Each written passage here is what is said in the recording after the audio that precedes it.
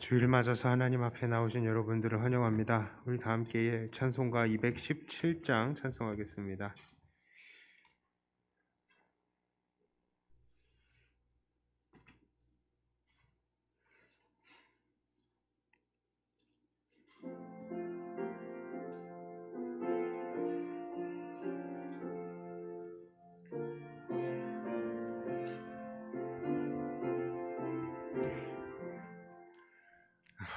하나님이 말씀하시기를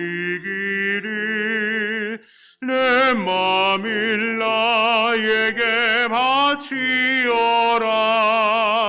너 어디 있든지 날 섬기며 기쁘게 날 항상 의지하라. 바치어라 내 마음을 주께서 나에게 이르시네. 캄캄한 죄에서 불러내신 주께서 늘 인도하시리라. 구주께서 말씀하시기를 내 맘을 나에게 다 바치고 사악한 죄에서 벗어나면 나 어찌 널 구원하겠느냐.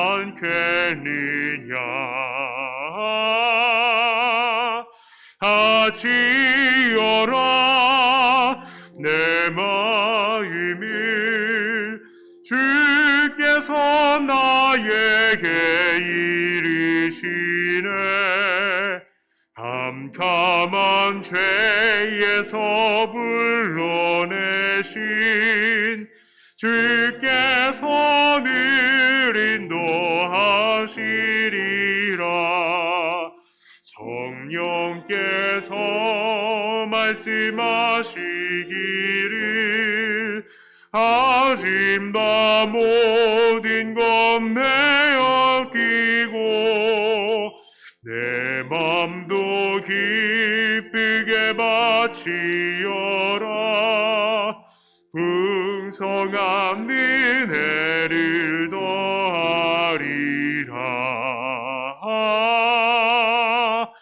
하지어라 내 마음을 주께서 나에게 이르시네.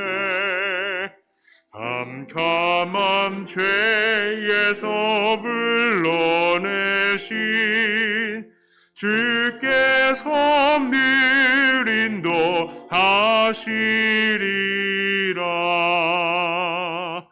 아멘.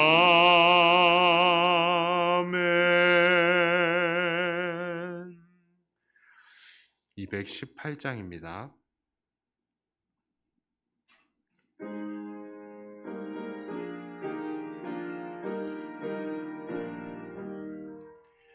내 맘과 정성을 다하여서 주 너의 하나님을 사랑하라. 내 몸을 아끼고 사랑하듯 형제와 이웃을 사랑하라. 주께서 우리에게 명하시니 그 명령 따라서 살아가리.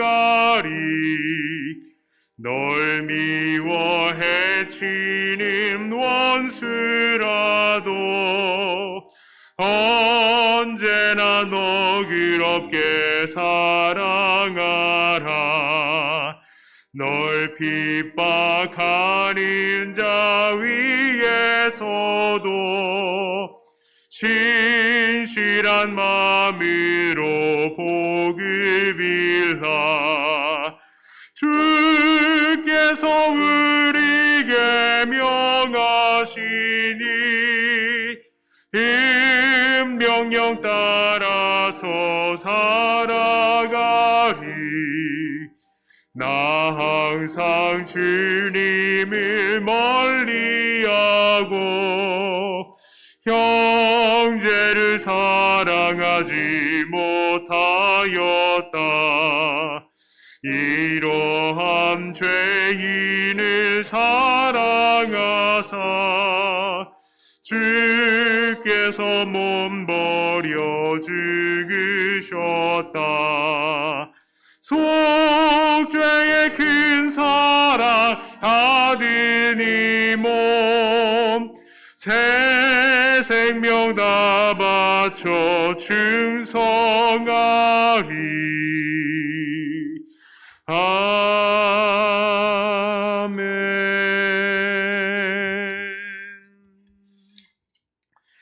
시간이 되었습니다. 우리 다 함께 일어나셔서 묵도하심으로 10월 3일 주일 오전 예배를 하나님께 올리도록 하겠습니다.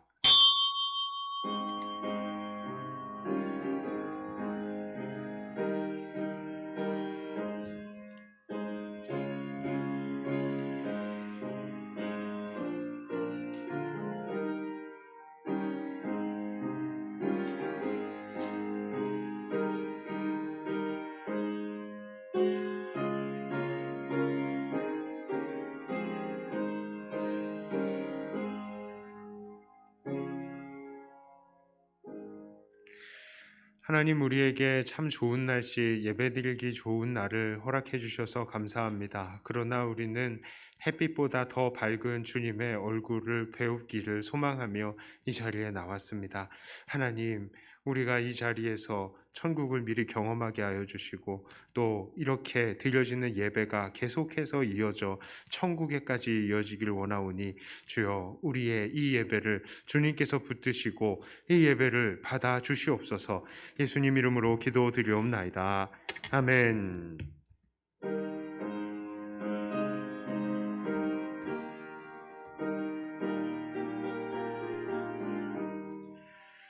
즐겁게 안식할 날, 반갑고 좋은 날, 내 마음을 편케 하리. 즐겁고 기쁜 날, 이 날에 천하 만민 아보좌 앞에서 참되신 삼위일체 다 찬송 부르네. 이 날의 하늘에서 새 양식 내리네. 성회로 모이라고 종소리 울리네. 복음의 밝은 빛은 온 세상 비치며 또 영생 물이 흘러 시원케 하시네. 이 주일 지킴으로 새 은혜 입어서 영원히 쉬는 곳에 올라갑시다. 성부께 찬미하고 성자와 또 성령 참되신 삼위일체 다 찬송 부르세. 아멘.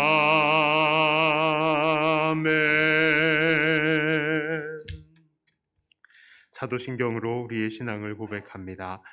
전능하사 천지를 만드신 하나님 아버지를 내가 믿사오며 그 외아들 우리 주 예수 그리스도를 믿사오니 이는 성령으로 잉태하사 동정녀 마리아에게 나시고 본디오 빌라도에게 고난을 받으사 십자가에 못 박혀 죽으시고 장사한 지 사흘 만에 죽은 자 가운데서 다시 살아나시며 하늘에 오르사 전능하신 하나님 우편에 앉아 계시다가 저길로서 산 자와 죽은 자를 심판하러 오시리라. 성령을 믿사오며 거룩한 공회와 성도가 서로 교통하는 것과 죄를 사하여 주시는 것과 몸이 다시 사는 것과 영원히 사는 것을 믿사옵나이다. 아멘. 교동문 36번 시 90편입니다.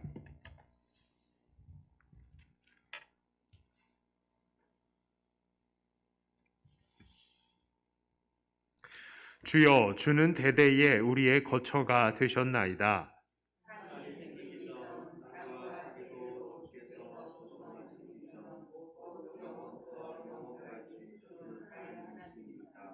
주께서 사람을 티끌로 돌아가게 하시고 말씀하시기를 너희 인생들아 은 돌아가라 하셨사오니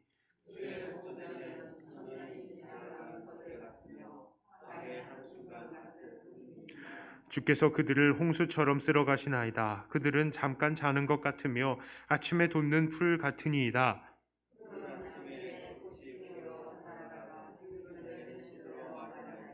우리는 주의 노에 소멸되며 주의 분내심에 놀라나이다.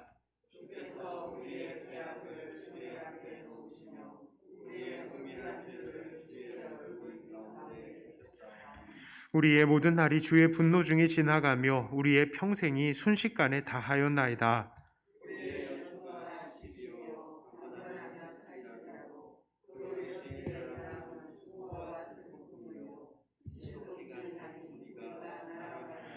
누가 주의 노여움의 능력을 알며 누가 주의 진노의 두려움을 알리이까? 우리에게 우리 날 계수함을 가르치사 지혜로운 마음을 얻게 하소서. 아멘. 우리를 대표해서 이종철 집사님 기도해 주시겠습니다.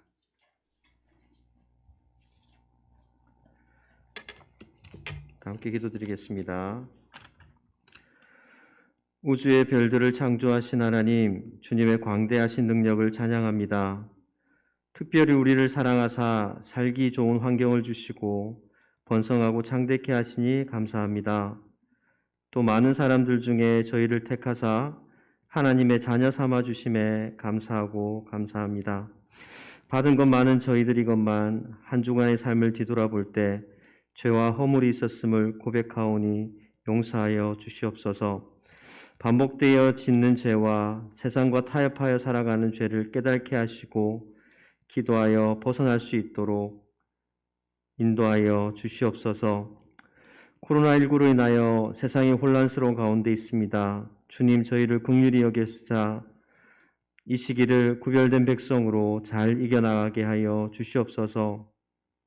하나님과 단절되기 쉬운 이 시기에 더욱더 기도하며 예배함으로 하나님과 더욱더 가까워지는 저희가 되게 하여 주시옵소서.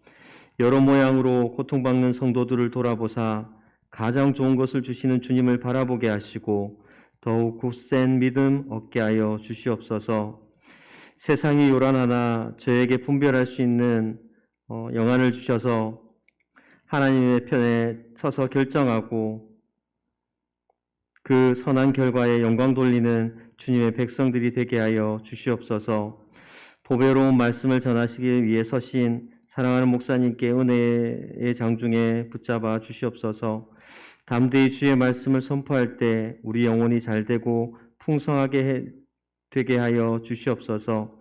아멘으로 화답하고 말씀대로 살고자 노력하는 백동교회 성도들이 되게 하여 주시옵소서. 청년과 학생의 주일학교 학생들을 주님 기억하여 주시옵시고 저들을 말씀으로 양육하시는 전도사님과 선생님들께 은혜를 더하여 주시옵소서. 영혼들을 양육하실 때 감당할 수 있는 힘과 지혜를 주시옵소서. 백동교회에 기도해야 하는 기도의 용사들이 있습니다. 그 무릎들을 지켜주시고 그 주님을 향한 발걸음들이 지치지 않고 또 하나님께서 응답하시는 그 기도가 응답되게 하여 주시옵소서. 지금도 낙도와 오주에서 복음을 전하시는 선교사님들을 기억하시고 그들의 어려움을 아시는 주님께서 위로하시고 돕는 손길들을 허락하여 주셔서 잘 도와서 그 사역들을 잘 감당할 수 있도록 주님 인도하여 주시옵소서. 오늘 드리는 이 예배를 받아 주시옵시고 모든 것에 감사하며 거룩하시고 사랑이신 예수 그리스도 이름으로 기도드렸습니다. 아멘.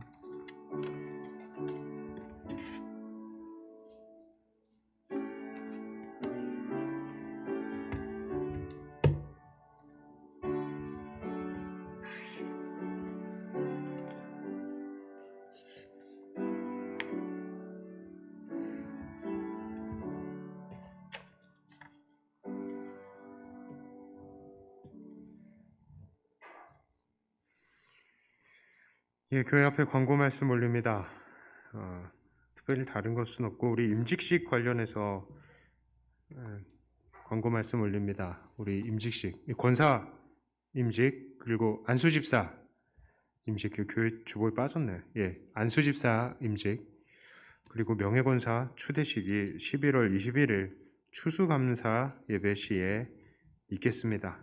또 참고로 말씀을 드리시기는 우리 장로님들도 피택을 하이 되셨는데 우리 또 피택 되신 우리 대상자들이 아무래도 안 되겠다 기도를 하고 생각을 해봤는데 안 될 것 같다 이렇게 이야기를 하시더라고요. 예, 그래서 우리가 함께 또 이것은 다음으로 넘길 게 아니라 그래 다음으로 넘기려고 했었는데 예, 이분들이 고사하시는 것으로 해서 예, 우리가 이번에는 장로님들을 세우지 않도록 하겠습니다.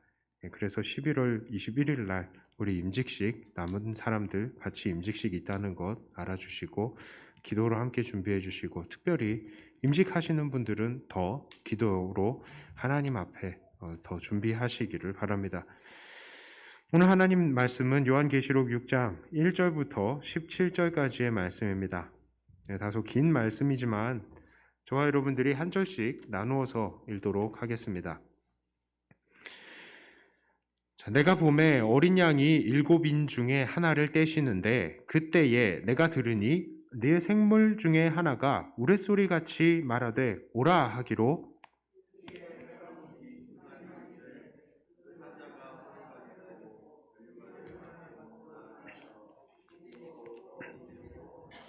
둘째 인을 떼실 때에 내가 들으니 둘째 생물이 말하되 오라 하니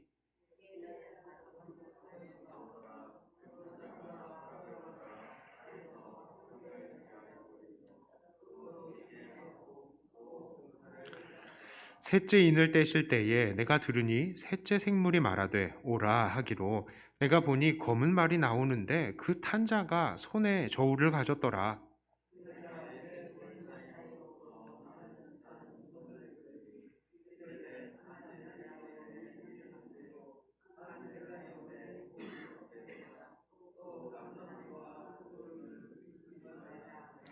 넷째 인을 떼실 때에 내가 넷째 생물의 음성을 들으니 말하되 오라 하기로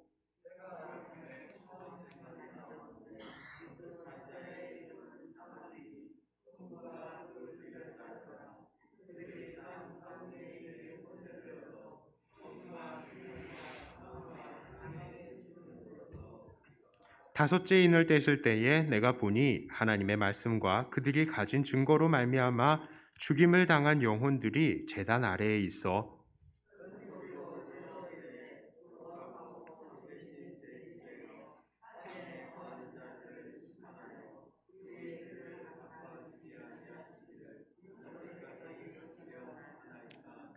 각각 그들에게 흰 두루마기를 주시며 이르시되 아직 잠시 동안 쉬되 그들의 동무 종들과 형제들도 자기처럼 죽임을 당하여 그 수가 차기까지 하라 하시더라.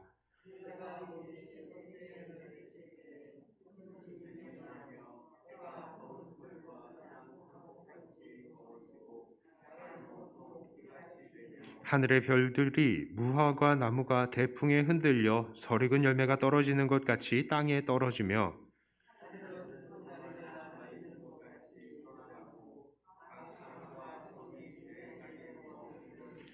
땅의 임금들과 왕족들과 장군들과 부자들과 강한 자들과 모든 종들과 자유인이 굴과 산들의 바위 틈에 숨어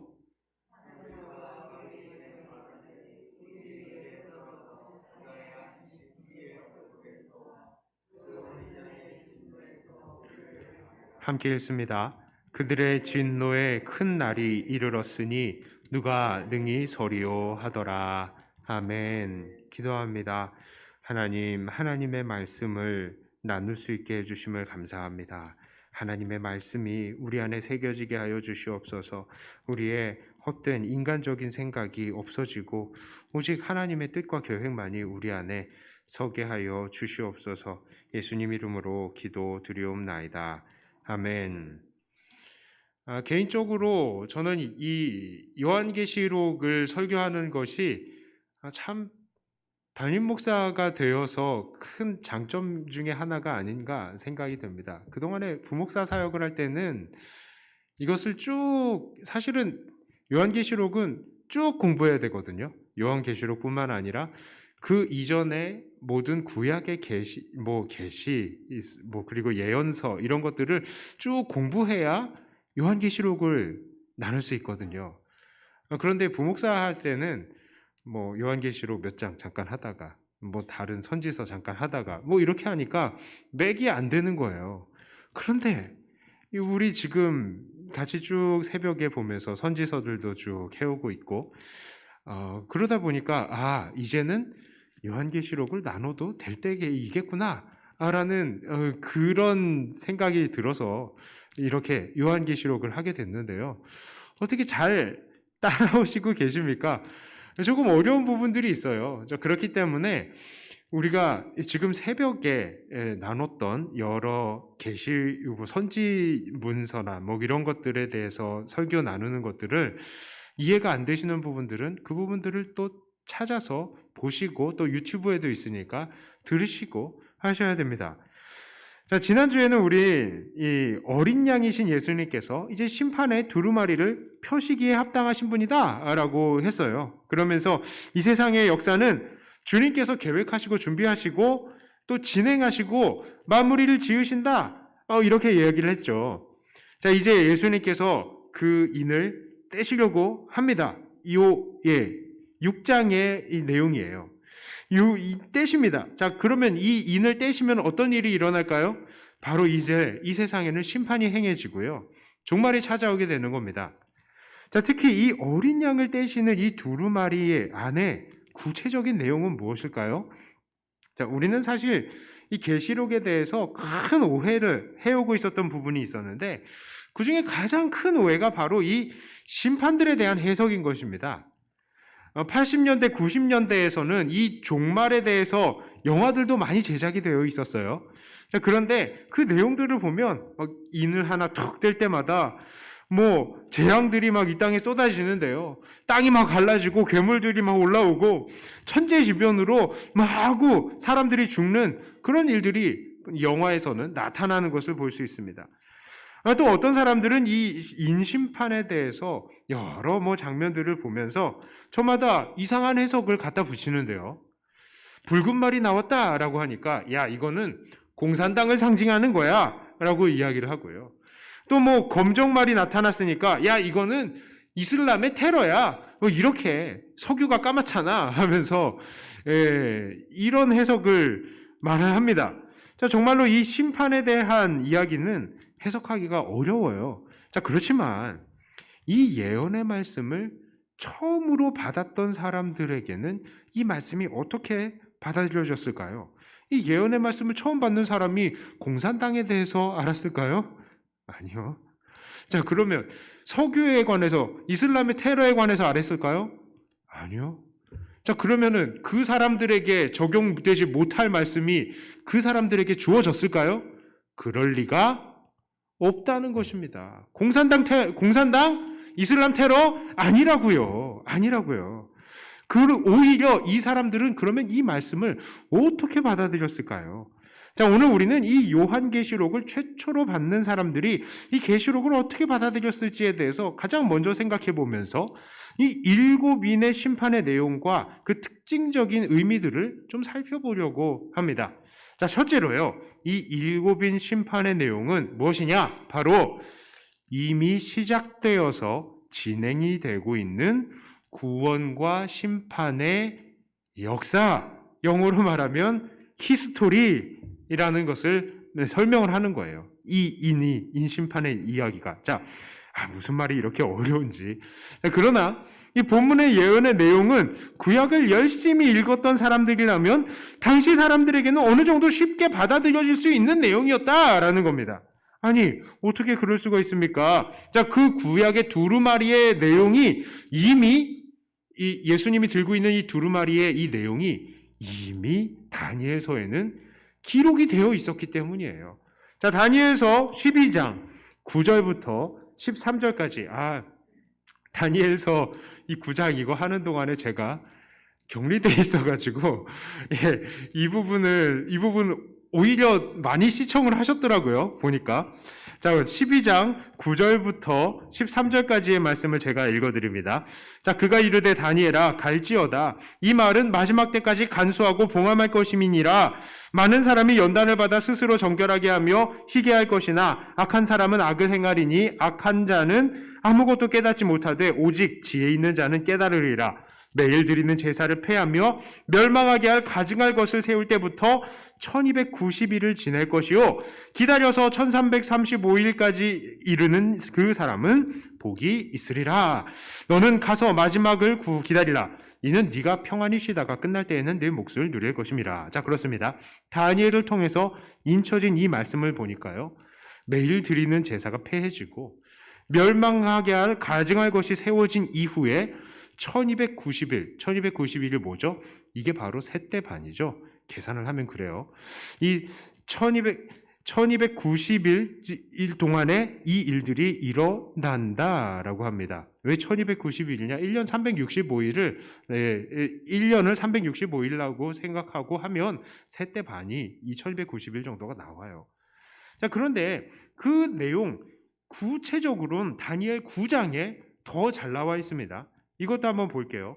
다니엘서 9장 24절부터 27절까지 내용이에요. 자, 내 백성과 내 거룩한 성을 위하여 71회를 기한으로 정하였으니 71회, 70 곱하기 7이에요. 자, 71회를 기한으로 정하였나니 허물이 그치며 죄가 끝나며 죄악이 용서되며 영원한 의가 드러나며 환상과 예언이 응하며 또 지극히 거룩한 이가 기름 부음을 받으리라. 자, 이게 왜 어떤 맥락에서 나오냐면요, 지금 다니엘이 하나님 우리 예루살렘 언제 회복시켜 줄 것입니까? 하면서 예루살렘을 위해서 막 기도할 때에 이 응답을 주신 거예요. 야, 예루살렘을 위해서 내가 계획을 하고 있는데 71회야. 70 곱하기 7. 요 때가 딱 되면은 어떤 일이 일어나냐 하면서 죄가 끝난다. 그리고 영원한 의가 드러나고 환상과 예언이 응하고 지극히 거룩한 이가 기름 부음을 받을 거야. 이렇게 이야기를 합니다. 자, 그러므로 너는 깨달아 알지니라. 예루살렘을 중건하라는 영이 날 때부터 기름 부음을 받은 자 곧 왕이 일어나기까지 7일에와 62일에가 지나갈 것이요 그 곤란한 동안에 성이 중건되어 광장과 거리가 세워질 것이며 62일의 후에 기름 부음을 받은 자가 끊어져 없어질 것이며 장차 한 왕이 백성이 와서 그 성읍과 성소를 무너뜨리려니와 그의 마지막은 홍수의 휩쓸림 같을 것이며 또 끝까지 전쟁이 있으리니 황폐할 것이 작정되었느니라. 그가 장차 많은 사람들과 더불어 한 이래 동안에 언약을 굳게 맺고 그가 그 이래의 이래의 절반이니까 이거는 3.5죠. 이게 세대 반이에요. 그래서 세대 반인 겁니다. 이래의 절반에 죄사와 예물을 금지할 것이며 또 포악하여 가증한 것이 날개를 의지하여 설 것이며 또 이미 정한 종말까지 진노가 황폐하게 하는 자에게 쏟아지리라 하였느니라 하니라.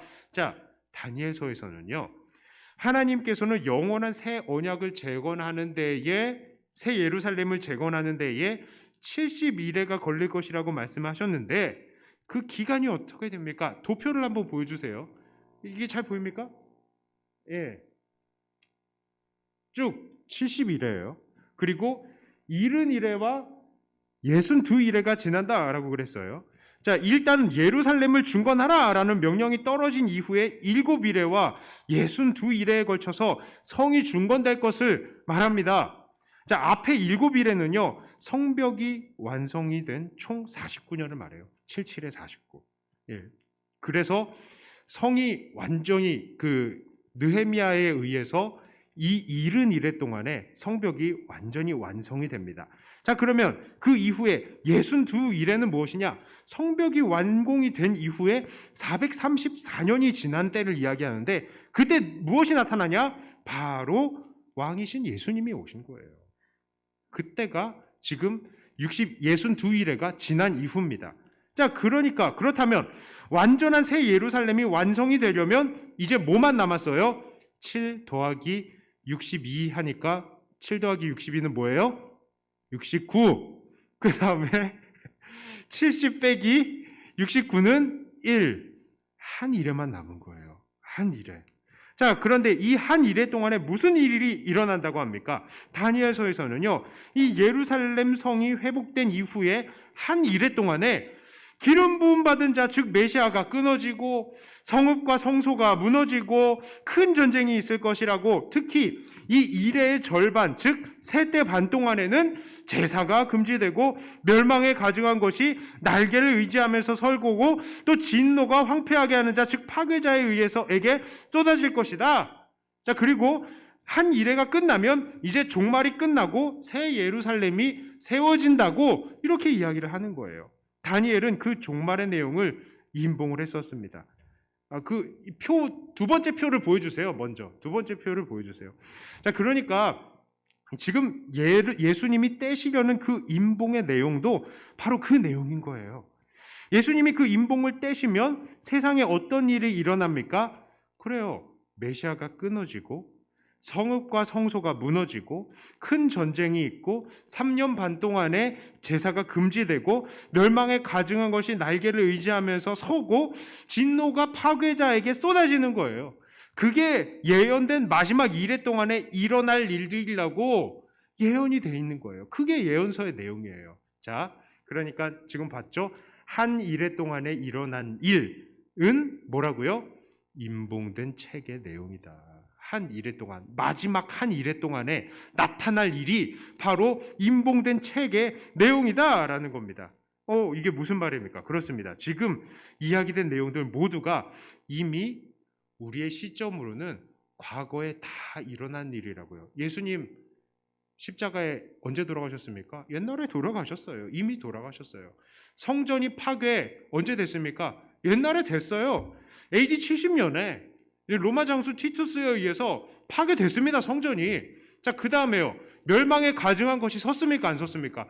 섰죠.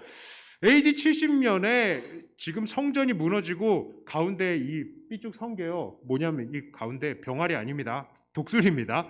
독수리가 날개를 딱 하고 이렇게 서 있죠. 저게 뭐냐면요. 아퀴라라고 이 로마 군대의 상징이에요. 독수리 상징. 그게 어디에 섰습니까? 성전에 딱 꼽힌 겁니다. 저게. 멸망에 가증한 게 거룩한 곳에 섰다고요. 지극히 거룩한 곳에. 자, 그러니까 그 일들이 다 일어난 것입니다. 예루살렘에 큰 전쟁이 있었고 성전이 무너지고 멸망에 가증한 것이 이미 예루살렘에 섰죠. 그 멸망에 가증한 것이 바로 로마 군대의 그것을 상징한 것이다 라고 얘기를 했고요. 그 이후로는요, 제사가 싹 금지가 돼버렸어요. 그거를 이야기합니다. 자, 그러니까 이걸 통해서 알 수 있는 것이 무엇이냐? 이 적어도 7대 중에서 3대 반은 이미 역사 속에서 일어났다는 것이고요. 이제 우리는 남은 3대 반의 시기를 살아간다는 것입니다. 그러니까 이 두루마리의 첫 임봉이 떨어진 시점은 벌써 예수님이 십자가에 달리시는 그때쯤이라는 것이고요. 우리는 그 첫 임봉이 떨어진 이후에 마지막 7 임봉이 떨어지기 시기까지를 살고 있는 거예요. 그렇습니다. 벌써 이는 떨어진 거예요. 즉 종말의 역사는 진행이 되고 있는 겁니다. 이 역사가 진행이 되고 있는 거라고. 이미 시작이 돼서 우리는 그 마지막에 종말의 때를 살고 있다는 것을 우리는 알아야 됩니다. 자, 그리고 이 인심판의 두 번째 특징은요. 전 세계에 이미 예수님으로 인해 구원과 고난과 심판이 일어났다는 것을, 그리고 일어나고 있다는 것을 보여주고 있어요. 특히 1절부터 6절까지, 즉 첫 번째 인부터 네 번째 인을 뗄 때까지를 한번 주목해 봐야 됩니다. 여기에는 공통점이 있어요. 그건 뭐냐? 인을 뗄 때마다 보좌 앞에 네 생물 중에 하나가 와라, 오라 이렇게 말을 하고요. 또 그때마다 말 탄 자들이 나타나서 세상을 심판하죠. 이것은 무엇을 의미하겠습니까? 사실 유대인들은요, 이 장면을 보고 무슨 말씀을 떠올리냐? 바로 스가랴의 말씀을 떠올렸을 것입니다. 이게 내용상 길어서 제가 다 확인을 하지 않겠지만, 스가랴서를 보면요, 이런 말들이 나타나서 온 세상에 동서남북으로 보내심을 받아서 세상을 지켜보고 또한 그 백성들을 지키는 장면이 나옵니다. 오늘 이 인심판의 네 마리의 말탄 자들은 바로 스가랴의 그 때를 생각나게 하는 거예요. 온 세계에 하나님이 능력이 미치고 있다는 사실을 말하는 것입니다. 그런데 그 첫째 흰 말탄 자 무엇이라고 이야기합니까? 2절의 말씀을 우리 다 같이 한번 읽어볼까요? 2절 함께 읽습니다. 이에 내가 보니 흰 말이 있는데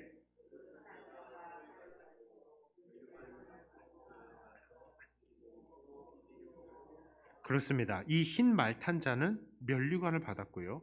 또 이기고 이긴대요. 이게 무엇입니까? 누구입니까? 바로 친정한 왕이신 예수님이신 거예요.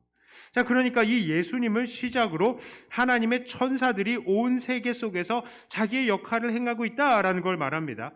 자, 그러니까 네 개의 인을 떼시는 것은 무엇을 의도하면서 말하는 것이냐면 바로 네 개의 인이 떨어지면서 이 땅에 예수님이 처음 오셔서, 즉 초림하셔서 일어난 일들을 말씀하고 있는 거예요.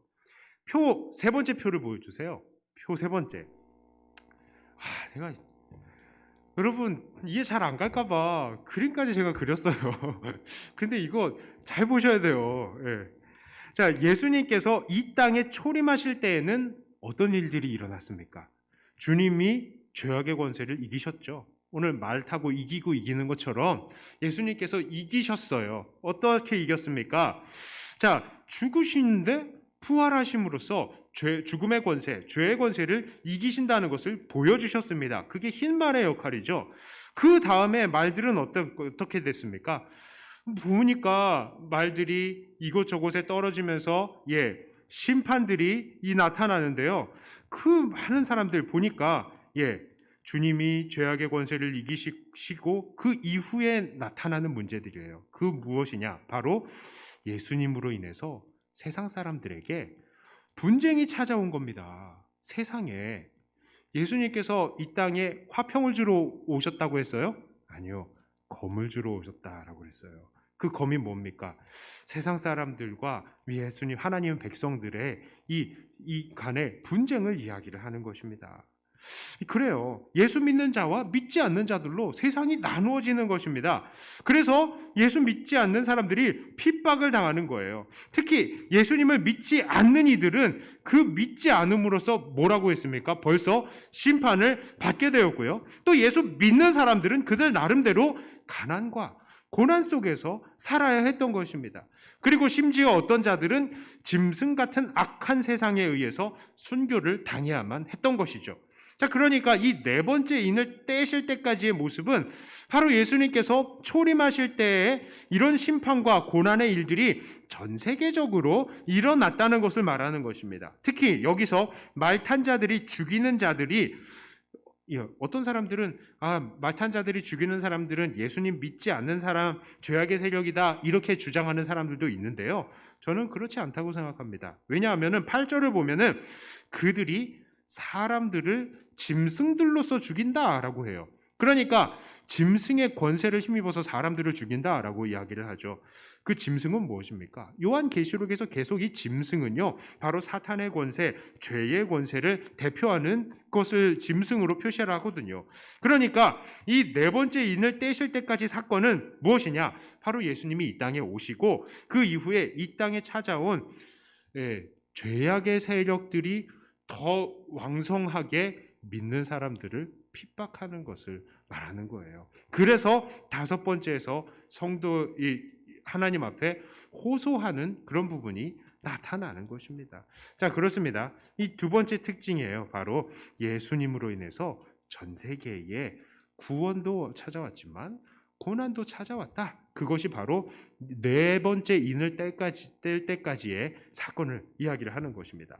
자, 그리고 이 인 심판의 세 번째 특징이 있어요. 그것은 바로 성도들은 여전히 참고 기다려야 된다는 것을 가르쳐 주고 있습니다. 오늘 인 심판의 내용을 보면 참 마음이 복잡합니다. 왜 그렇습니까? 첫 번째 인을 뗄 때부터 예수님이 등장하셨어요. 막 이기고 이겨요. 승리를 하십니다.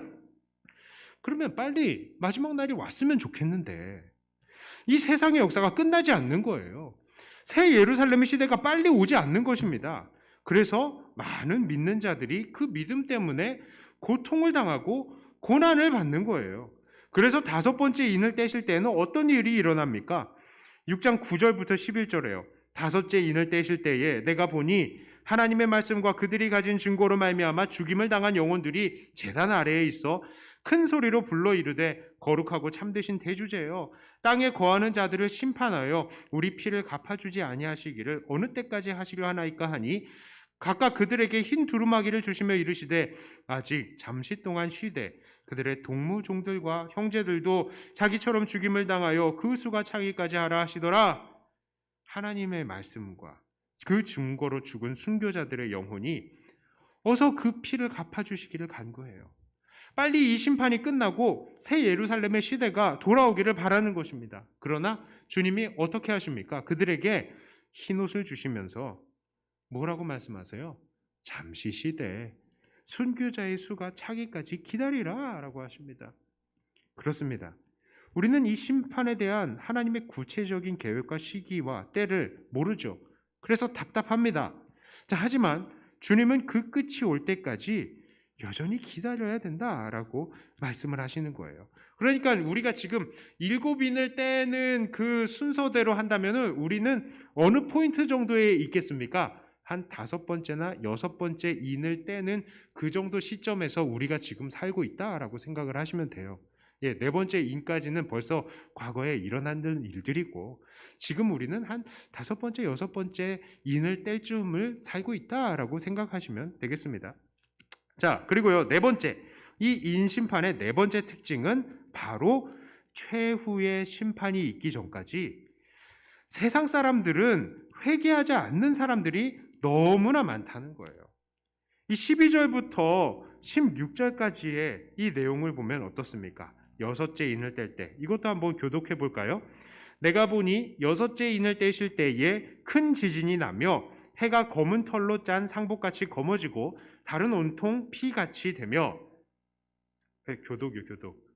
예, 하늘의 별들이 대풍에 흔들려 설익은 열매가 떨어지는 것 같이 땅에 떨어지며 하늘은 두루마리가 말리는 것 같이 떠나가고 각 산과 섬이 제자리에서 옮겨지매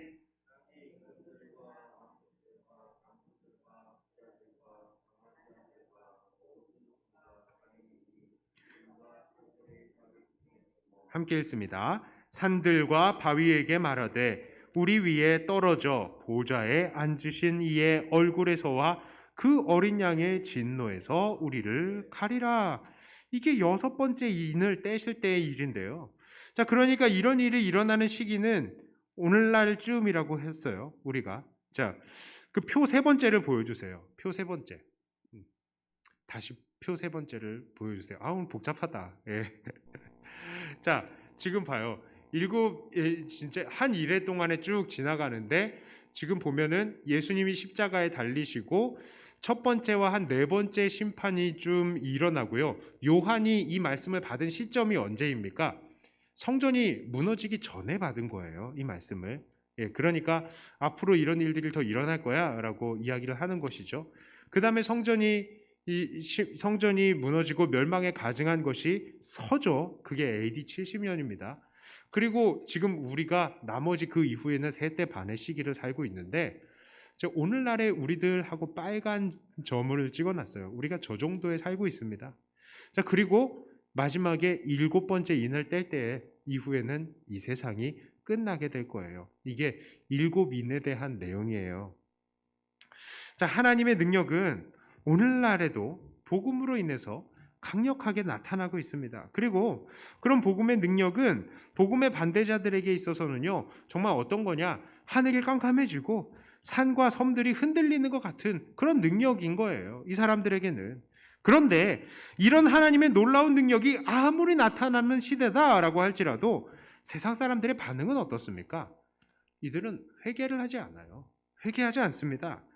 오늘 말씀의 15절, 16절을 봐도 이들 땅의 임금들과 왕족들과 장군들과 부자들과 강한 자들 뿐만 아니라 종들과 자유인들도 이러한 놀라운 능력, 하나님의 능력을 보고도 어떻게 합니까? 하나님 앞에 엎드리지 않아요. 그들은 굴과 바위 틈에 숨어서 굴이 무너져라, 바위야 무너져라, 그래서 보호자에 앉으신 이의 얼굴을 가려달라, 어린 양의 진노에서 우리를 가려달라, 이렇게 말하는 겁니다. 무너져가면은 못 나가잖아요. 그런 한이 있더라도 우리는 회개하지 않겠다라는 것입니다. 그렇습니다. 7째 심판, 즉 최후의 심판이 있기 전에 세상 사람들은요, 정말인지 도무지 회개하지 않는 그런 사람들인 거예요. 이들은 하나님 앞에서 죽으면 죽었지 하나님께 무릎 꿇고 자기의 죄를 자복하지 않는 사람들인 것입니다. 이게 오늘날의 시대를 이야기를 하는 것이죠. 그렇다면 오늘 이 인을 떼시는 장면, 즉 예수님의 구원의 역사의 줄거리를 대하는 우리들, 오늘 우리가 이게 하나님의 이 구원의 대략적인 역사구나, 이 인심판이 바로 예수님께서 이 땅에 오시고 그 위에 많은 고난이 있고 오늘날 우리들에게 인내가 필요하다는 것을 말하는구나, 이것을 우리가 쭉 보았어요. 그러면 오늘 우리는 이 말씀 앞에서 어떻게 살아야 하겠습니까? 첫째로요, 우리는 마지막 날이 이미 시작되었다는 것을 깨닫고 정신을 차려야 됩니다. 오늘 인봉된 두루마리의 내용은 바로 하나님이 구원하시는 역사의 전체 줄거리라는 것을 우리가 보았어요. 자, 그래서 그 시작은 예수님께서 이 땅에서 죄의 권세를 이기신 것으로 시작해서 성도들이 고난을 받고 또한 순교자의 숫자가 차기까지 지금은 기다려야 되는 때라는 것을 우리가 다시 보았습니다. 자, 그렇죠. 우리는 지금 이미 마지막 날을 살고 있는 거예요. 그리고 이 마지막 날은 언제 끝날지 모르는 것입니다. 우리가 예전에는 한 일회에 한 1일의 단위를 7로 쳐가지고 49년이 지나고 434년이 지나고 그렇게 계산이 됐는데 나머지 셋대 반은요, 그냥 한 해 단위가 아닌 거예요. 사실은 이 때라는 이 단위는 그때가 제가 다니엘 설교를 할 때 뭐라고 얘기했습니까? 이 때가 일주일이 될 수도 있고 아니면은 한 달이 될 수도 있고 어떠한 특정한 단위를 이야기하는 것이지 어떤 기간적인 일정한 기간을 상징하는 것이지 특별히 이게 무슨 며칠이다, 몇 달이다라고 확정할 수 없다라고 이야기를 했죠. 그런 겁니다. 우리가 바로 그런 특정할 수 없는 일정한 세대 반의 시간을 살고 있는 것입니다. 그러니까 우리가 마지막 날을 살고 있다고요. 그래서 언제 끝날지 모릅니다. 자, 그러니까요, 마지막 날은 미래에 언젠가 하늘에서 백마 탄 사람들이 내려오는 것을 통해서 시작되는 게 아니에요. 어떤 사람들은 이 인심판을 아직도 시작이 되지 않았다라고 생각해서 마지막 날이 딱 되면은 하늘이 열리고 백마 탄 흰말 탄 사람이 나오겠지, 그래서 활쏘면서 막 이기겠지, 이렇게 생각을 하는데 그렇지 않다고요. 이미 이것은 시작이 된 것이라는 겁니다. 이 백마 탄 사람이 내려오는 게 실제적으로 일어나려면요, 그게 뭡니까? 예수님이 갑자기 나타나신 거잖아요. 예수님이 나타나면 구원이 되어야 되는 거 아닙니까? 마지막 날이 벌써 시작이 되어야 되는 게 아니에요? 그런데 그렇지 않다고요. 지금 이 인때는 것도 예수님 나타났는데 바로 종말이 나타나지 않고 있지 않습니까? 그 말 자체도 이야기를 하는 게 바로 증거하는 것이 예수님의 이것은 앞으로 일어날 일이 아니라 이미 있었다는 것을 이야기를 하는 것입니다. 게다가요, 예수님이 갑자기 이 백마 탄 사람이 내려오는 게 실제적으로 만약에 일어난다라고 생각해 보십시오. 그러면 어떻겠습니까? 예수님이 갑자기 오시는 게 아닌 게 돼버리는 거예요. 왜 그러냐? 매일 나태하게 살다가 하늘에서 백마 탄 사람을 봤어요. 아이고 이게 약속된 백마 탄 사람이구나. 이제부터 회개해야지. 이런 사람들이 있을까요, 없을까요? 있을 겁니다. 자, 만약에 그렇게 되면요, 이거는 하나님의 약속과 정반대되는 거죠. 왜요? 마지막 날은 어떻게 온다고요? 갑자기 온다고요. 갑자기 온다고 되는데, 하늘이 열리고, 저 백마탄자가 왔네? 아이고, 이제 회개해야지 하면은, 그거는 말이 안 된다고요. 자, 그러니까, 나태한 자들에게 회개할 기회를 하나님께서는 주시지 않습니다. 그러니까 이 말씀을 우리가 깨닫고 정신을 차려야 돼요. 오늘 우리는 마지막 날이 이미 시작이 되었고 주님이 언제 갑자기 오셔서 우리의 구원 역사를 끝내실지 모른다는 것을, 그 사실을 깨닫고 하나님 앞에 더욱더 정신을 차려야 된다는 것입니다. 우리는 진짜 예전에 이 말씀을 가르치는 사람들은 더 긴장감을 주고 싶었나 봐요. 더 스펙타클하고 뭔가 하늘이 막 열리고 막 기적 같은 게 실제적으로 일어나는 것을 보면 사람들이 더 긴장할 것이라고 생각을 했나 봐요. 그런데 저는 이게 더 무서워요. 왜 그러냐? 언제 끝날지 모르니까. 군대에서요. 군대에서 때릴 때 그런 게 있습니다. 가혹행위, 저는 하지도 않았고 저는 맞지도 않았는데 우리 고참들이 이렇게 이야기하더라고요. 내가 제일 무서웠던 게 뭐냐 하면, 쫙 일렬로 사람들을 세워놓고 라이터로 툭 불을 켜가지고 얼굴을 이렇게 확인한답니다. 깜깜한 밤에. 예. 때릴 때 깜깜한 밤에 얼굴을 탁 확인한 다음에 탁 끈대요. 그 다음에 부른대. 야, 윤지은? 그러면 이병 윤지은 그러잖아요. 그럼 소리 내는 데를 향해서 주먹이 확 날아가는 겁니다. 그러니까 뭐예요? 맞는 사람이 왜 무섭습니까? 주먹이 어디서 날아오는지 모르는 거예요. 그래서 그게 무서운 겁니다. 근데 이게 더 무서운 거예요, 지금. 하늘이 열리고 예수님 오셔가지고 일곱 인을 떼고 산과 바다가 막 천지가 막 요동을 하고 많은 사람들이 죽고 그런 거를 다 보는 게 무섭지 않은 이유는 만약에 그런 식으로 종말이 온다면은 곧 종말이 오겠구나 하고 사람들이 회개할 기회를 얻을 텐데, 벌써 예수님은 이 땅에 오셨고 많은 사람들이 고난을 당해서 죽고 있고 성도들이 기다리고 있는 겁니다. 언제 갚아주시겠습니까? 사람들은 회개하지 않고 이제 뭐만 남았다고요? 예수님 다시 오셔서 마지막 심판하는 것만 남은 거예요. 그게 더 무서운 거 아니에요, 사실은? 그런데 사람들은 너무 안이하게 생각하고 있는 것 같아요. 마지막 날에 어떤 특정한 징조가 오겠지, 하늘이 막 깜깜해지고 어떤 놀라운 일들이 일어나서 우리에게 더 회개할 기회를 주겠지. 아니라고요. 오늘 우리가 예배 드릴 때 갑자기 예수님 오실 때가 있지만 어느 순간 우리가 죄 짓는데 갑자기 예수님 오실 때가 있다고요. 우리가 더 긴장해야 된답니다. 우리는 정신을 차려야 되는 때라고요, 지금은. 자, 두 번째로 우리는 이 말씀을 통해서 무엇을 깨닫습니까? 회개해야 된다는 것입니다.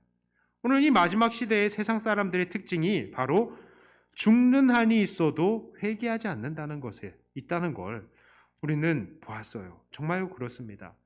세상 사람들은 도무지 회개하지 않죠. 오죽하면 본문에서는 바위가 자기들 위에 무너져 내리는 한이 있더라도 주님의 얼굴을 다시 보지 않기를 원한다라고 했겠습니까?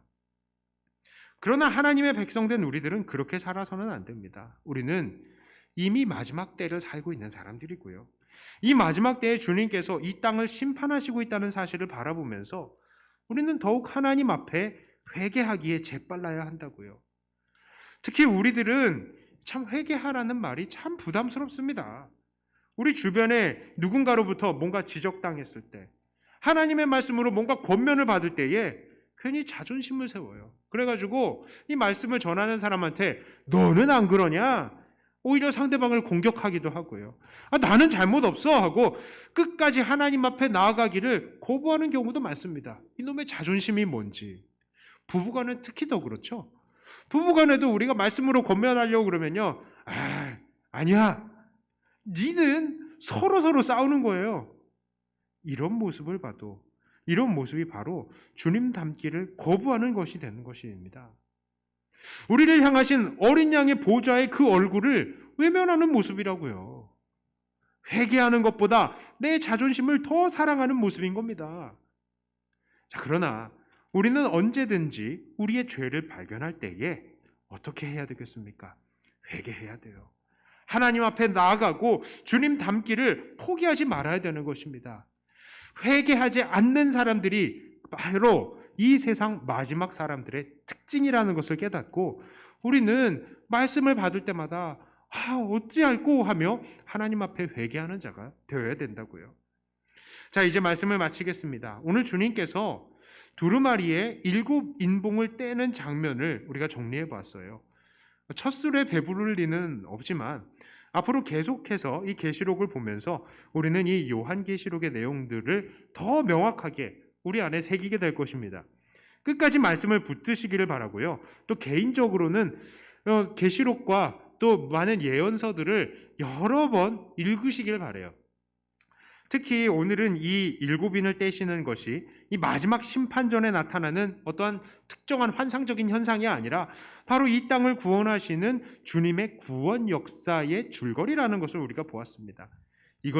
그것은 이미 시작이 되었고 또 주님께서 이 땅에 재림하실 때에 완전히 끝나게 되는 것이죠.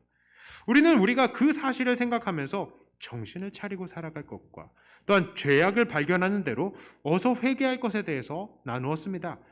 정말로 매일 이렇게 하나님 앞에 정신을 차리고 깨끗하고 아름다운 삶을 살아감을 통해서 이 마지막 날을 사는 날 동안 하나님께 영광을 돌리시는 저와 여러분들이 다 되시기를 주님의 이름으로 축복합니다. 기도합니다. 하나님 아버지, 우리는 참으로 연약합니다. 참으로 죄악을 사랑합니다. 하나님을 사랑한다고 입술로는 고백하지만 우리의 매일의 삶은 얼마나 죄를 사랑하는지 모릅니다. 그런데 오늘 말씀을 보니 마지막 날이 갑작스럽게 찾아올 것이고 이미 이 마지막 날이 시작이 되어 있다는 것을 우리는 보고 다시 한번 정신을 차립니다. 하나님 말씀 앞에서 늘 긴장하며 오늘 하루하루를 주님께 드릴 수 있는 우리가 되게 하여 주시옵소서. 예수님 이름으로 기도드리옵나이다. 아멘. 찬송가 325장 찬송하시면서 준비한 헌금 하나님께 올리도록 하겠습니다.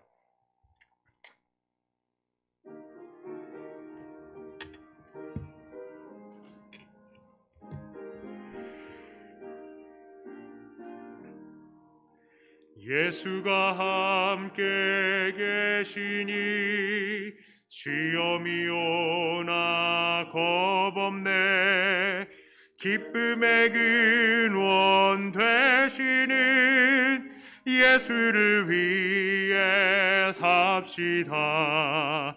날마다 주를 섬기며 언제나 주를 기리고 그 사랑 안에 살면서 딴 길로 가지 맙시다. 이 세상 사는 동안에 주 이름 전파하면서 무한한 복락 주시는 예수를 위해 삽시다. 날마다 주를 섬기며 언제나 주를 기리고 이 사랑 안에 살면서 딴 길로 가지 맙시다. 이 세상 친구 없어도 예수님 나의 친구니 불의한 일을 버리고 예수를 위해 삽시다. 날마다 주를 섬기며 언제나 주를 기리고 그 사랑 안에 살면서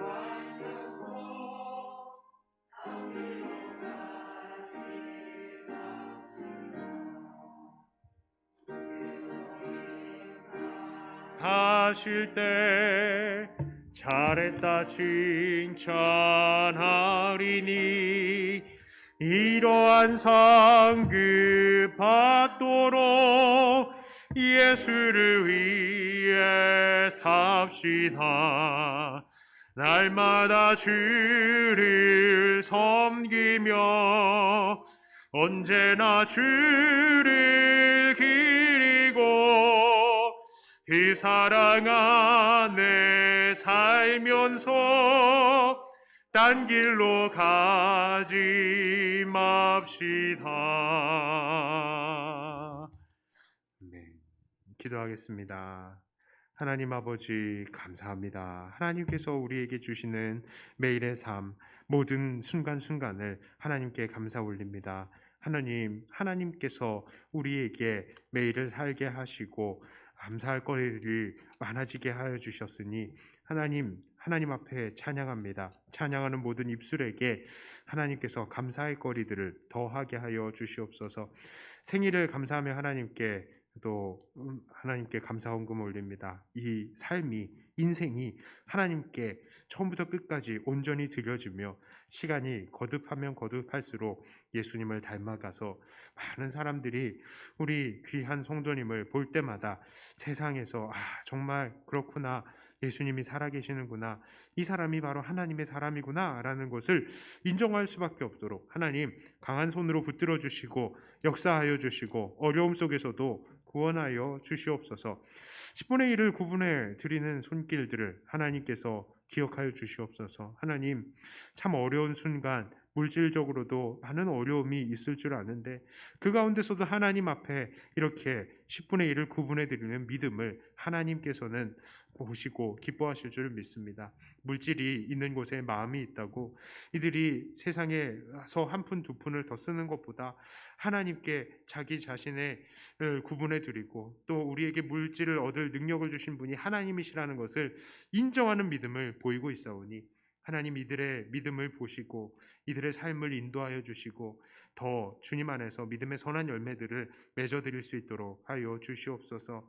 구제헌금, 건축헌금, 선교헌금, 하나님 주일헌금 모든 물질들을 주의 교회를 세우고 복음이 증거되는 데에 쓰일 수 있게 하여 주시고 특별히 우리 성도님들의 모든 생활을 주님께서 돌보아 주시어서 물질적으로도 참 어려움이 있지만 하나님 앞에 기도할 때에 피할 곳들을 내어주시고 또한 많은 샘들과 이른 비를 허락하여 주시어서 숨통을 트여주시고 오늘도 우리의 삶을 살게 하시는 분이 하나님이시라는 것을 날마다 간증할 수 있도록 은혜의 은혜를 더하여 주시옵소서. 감사드리며 우리 주 예수님 이름으로 간절히 기도드리옵나이다. 아멘. 한 번 더 기도합니다. 이제는 우리 주 예수 그리스도의 은총과 아버지 하나님의 사랑하심과 성령님의 위로 감동 교통하심이 이 심판의 과정이 이미 시작이 되었고 또 갑작스럽게 맞춰질 것이라는 사실을 우리가 깨닫고 정신을 차리고 하나님 앞에 온전히 서 있으며 회개하기에 빠른 사람들이 되기로 결단하는 이 자리에 모인 모든 주의 권속들 위해 이제로부터 영원토록 함께 있을지어다. 아멘.